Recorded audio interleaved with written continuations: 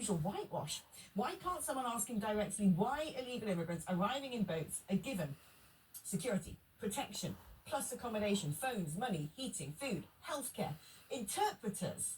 This far exceeds the human rights twaddle. It is, if you go on the government's website, and you can actually look it up, you can Google, right? What asylum seekers get gov.uk or something. It's very easy to find with one quick search, and you get the whole list of, if you've just claimed asylum, here's what you're entitled to. And you can either get accommodation and a little bit less money, or a hotel where they provide you meals and a bit less money. If you have your own meals, it's 45 quid per person or per family member, and then this and that. I mean, you do kind of think that no wonder people come. The French called us the El Dorado, and they said it again. I think it's the mayor of Calais and other mayors in that particular region in Normandy all signed a joint letter basically saying to the British, stuff you. You keep saying to us, why aren't we stopping people leaving this country? Why are you so blimmin' attractive to them?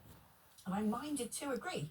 Let's speak now to Tony Smith, who's the former head of UK Border Force. Tony, great to have you back on the programme.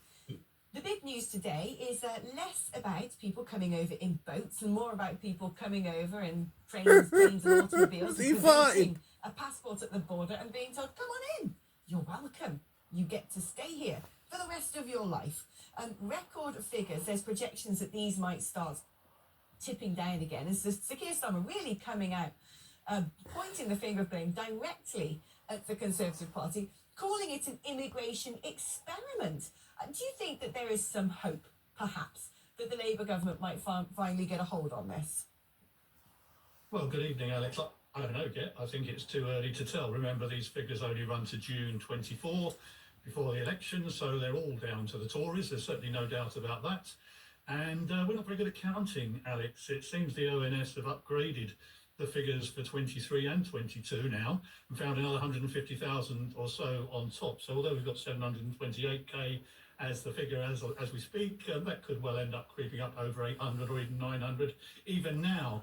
And that is it's a considerable part, Alex, due to the number of visas issued under the previous administration. And these were worker visas, quite a lot of low-skilled care worker visas, dependents, a big chunk of dependents, students bringing their dependents over here.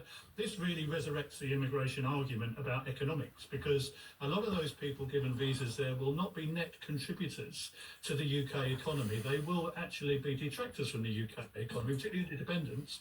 And so I'd rather, when you're speaking to economists, tie them down on GDP per capita, not GDP. Obviously, they're going to produce more, but when you drill down at what they're costing in terms of access to services like education, health, housing, etc., actually is a net drain. And I think that is beginning to ring bells in Whitehall at last. But it certainly hasn't been for the last 3 years. I think the Treasury have been getting their way and saying, no, we need more and more people to issue more and more visas. And the Home Office have gone along with it. Yeah, I think you're right, actually. I remember an OBR report from about a year ago, which is the first one I've ever heard, which suggested actually that the people coming into Britain were no more active in the labour market by percentage as those already here. We know how many people we've got out of work in the UK at present. And I think other countries like Germany have done an economic impact assessment of their levels of unfettered legal migration and come to the conclusion it's actually cost the German economy billions of euros. So I think it'd be pretty good if the government drew a white paper on something like that and let us, the general public, know.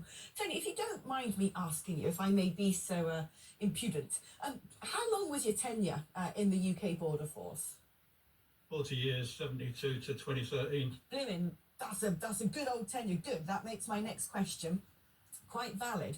Because I wanted to know if you could sort of contextualise the direction of travel, the trajectory of immigration, comparing, say, numbers back in the sort of 1970s, 1980s, through the 90s, and where they're at today. Gone through the roof, Alex. And it's gone through the roof the last few years, actually.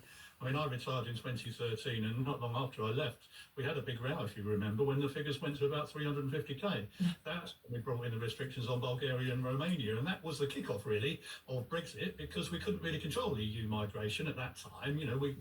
They could come free. So I think, there was a tipping point at around 300, 350,000. We're now talking about 3 times that number. Alex. Now, some of those we can account for from Ukraine, from Hong Kong, refugees, fair enough. But the massive explosion in visas has been, I think, a deliberate act by the last government based on a false economy. And I think this government really needs to think very carefully now, because it does control who gets a visa and who doesn't. If you don't get a visa, well, then you can't come unless you go and resort to a small boat or something. You can't get here. So I think the visa policy does need looking at, and I think it needs analysis by the department. And the government need to tell us how many visas are they going to issue next year for people come more than a year, and for what purpose, and what is the criteria. They kind of sat on the threshold that Rishi Sunak introduced of 38k as an income guide for what you need for a worker visa in terms of salary. That haven't really come out yet themselves, I don't think, Labour, to say exactly what their policy is going to be. It's been mainly looking back and saying how bad were, but I can remember a Labour government in the past saying they failed on this. I can remember the Blair government saying that they failed on this when they were in charge. So I'm waiting to see whether one of our governments actually going to get a grip on this. Well, this is what worries me, because when asked about what he thinks a suitable figure would be, he refused to answer. But do you not think that we kind of need a top-down approach? Couldn't immigration cap actually work? And it's sort of like, once you reach this point, that's it, doors are shut. Yeah, it could do, Ali. I mean, not on the boats. I don't think when we talk about the boats separately, but the boats only account for about 10% of this number. I mean, the other 90%, we do control that. I mean, that does go to ministers. They do make to decide who gets. There is a tension in Whitehall. Some departments say, no, we need people, we need doctors, we need nurses. They're good for the economy, as we said. But the Home Office can control this. They can say, no, we're not issuing any more visas to these particular, and write a law, a regulation, actually, not even a law, which is passed, which says that, the visa officer will be told, no, sorry, you don't qualify for a visa. It is within our control. But I think what's happened is that we've been consistent. I think that's why public are fed up with this, Alex. I'm sure you are. I mean, I am too. Oh, yeah. Are we always being told, whatever your colour of your politics, that they are going to reduce immigration? Yeah. Don't, and they still haven't. And I think that's why people are really, really fed up with this.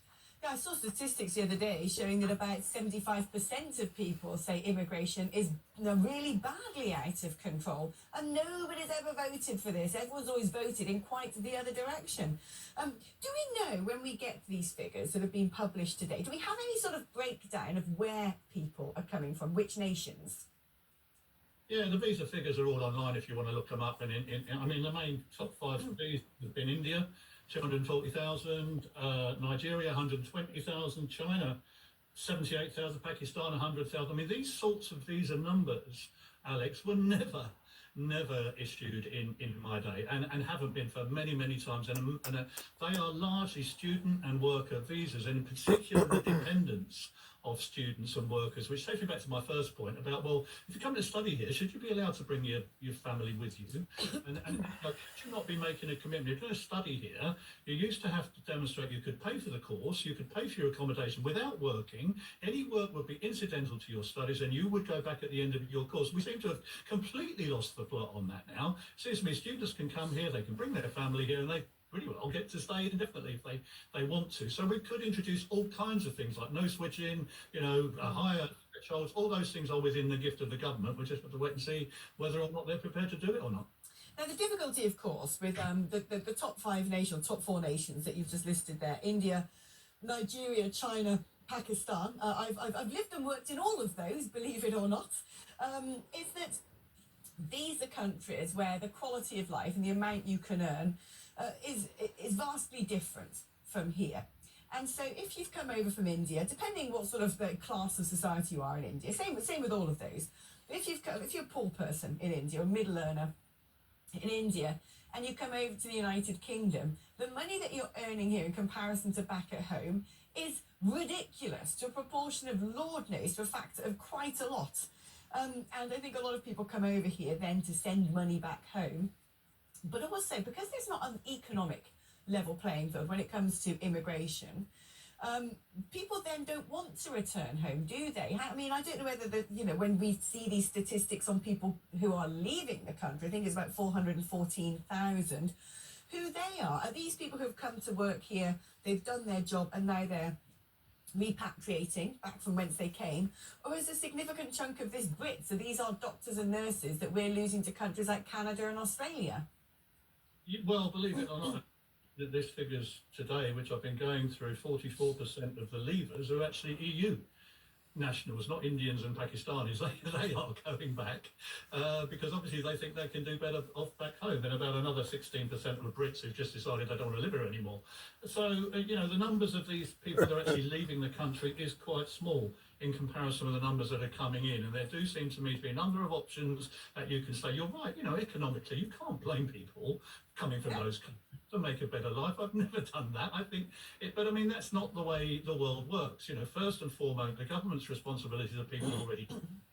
I think what we need to show, to have a proper debate about this, is the impact, the economic impact that that's having on society, and as well as community tensions. And those are building up. And that's because there is a number that we need to hit, and it needs to be a lot lower than this. I think both the Labour Party and the Conservative Party, certainly the Reform Party, all get that. But nobody's really done anything about it, Alex, for a long, long time now. A long time. And so I think the time is right for a radical overhaul of our visa system. I'm just not sure whether this government has got the stomach for it. Right, and I always think, it's interesting when it comes to businesses saying, oh, well, we can't survive unless we have these workers from India. We can't survive unless we've got some of this. I kind of think the message should be tough luck, make the jobs more attractive to British people. Because I have a feeling, businesses have to adapt. Businesses don't run government policy. Businesses have to adapt to whatever government policy is. Government's job is to look at the bigger picture, democratically listen to what the people are saying, have a long-term view, and make a decision in line with that. And it's quite clear to me, these rates are unsustainable, not just economically in terms of whether we can keep up with building the infrastructure, but culturally unsustainable, and it will be irrevocably damaging if we continue at this rate. So surely it's about time that someone like Sir Keir Starmer, who doesn't want to give a number, turns around and says, here's the number, net zero immigration. Yeah, and you're right. Glad you're raising this, Alex, about the the economic point, and also I think he said 2.9 million people here are economically inactive or on long-term sick benefit or something. There are very, very significant people in the country already who can't work for one reason or won't work for one reason or another. Why don't we focus on that first? And you're right in terms of wages. Some of these employers are actually getting away with murder. They're paying below minimum wage. They're getting away with it. Enforcement will raid them when they can, and they will stick them with penalty notices. But whenever they arrest an illegal worker, it's very unlikely to get removed because they'll also go into the asylum pot.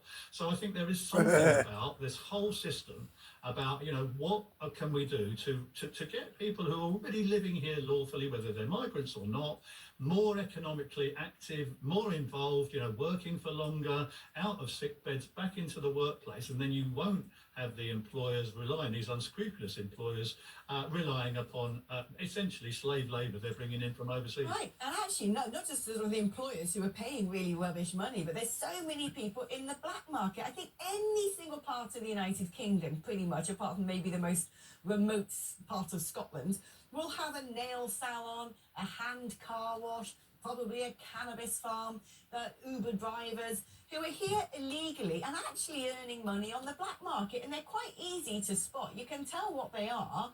I don't understand why we don't see more immigration raids. The part of London I live in, there's a heck of a lot of funny-looking souvenir shops popping up all over the place that makes me raise my eyebrows and think, who are you working in there? How can you afford the business rates when a well-known brand couldn't?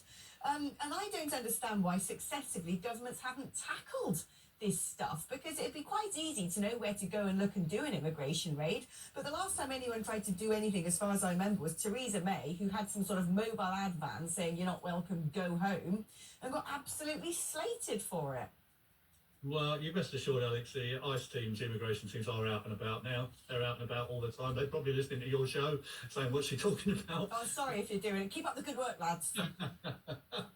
But, I mean, it's great if you could go out with them. I mean, they have taken media out with them, and then you see what they're facing, actually, Alex, because it's really, really quite difficult when you do raid some of these places. If you're looking from an immigration point of view, there is modern slavery going on. there is clear exploitation going on of workers. So you can go after the employers who are usually very well backed, they've got a lot of money, they've got good lawyers, and you are really, trying to tackle the employers to take them to account. And the best you're going to get is a fine. Very unusual to go to jail if you're employing illegal workers. You can if it's bad enough, but very unusual. The workers themselves are living in horrid conditions. And then they say, well, we're going to send you back. Well, then they're probably going to go for asylum or human rights or whatever else. It's a really miserable business. So you're right that we do need to do something about it, but I don't think we can lay all at the door of immigration enforcement. This is a whole cross-government problem, and it needs to be tackled with the help of the local authorities and the local communities who will know what you're saying, who will know these places, and there are things they can do as well to start, cracking down on this type of behaviour. Yeah, it's funny, all the debates about slavery from about 500 years ago, and you're like, you do realise that there's more slaves in the world now than there have ever been, and, if you're going to get some sort of weird long Rihanna nails put on, it's probably a slave doing it.